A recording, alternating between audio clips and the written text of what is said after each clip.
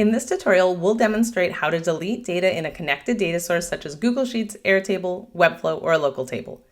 We'll work with the sample employee directory app that is connected to a Google Sheet data source. We'll imagine that an employee has moved on to a new opportunity and we want to remove them from our employee directory data source. We're going to use the swipe functionality within the data viewer list to trigger the deletion of an employee. On the team screen, click on the data viewer list component. In the Data Viewer's Properties panel, you can turn on left and/or right swipes. We'll turn on the left swipe by switching this toggle to true. Configure the left swipe button's text, text color, and background color to your specifications. Now let's see how it looks in the web preview. The swipe button looks good, but it's not functional. For that, we'll head to the Blocks tab.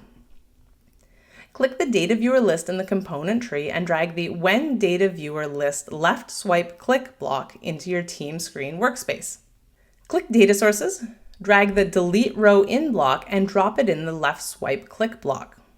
Drag a mint green Row ID block and drop it in place of the default pink ID block. Head back to the Data Viewer List drawer of blocks, drag the Call Data Viewers Lists Refresh Data block and drop it within the Delete Row block. This block combination translates to: when a user swipes left on a row in the data viewer list then clicks, the app will delete the associated row as indicated by the mint green row ID from the connected data source, and then refresh the data viewer list to show the revised data in the data source.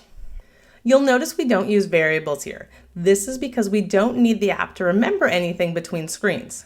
All of the action is taking place on the same screen. Let's test it in the web preview.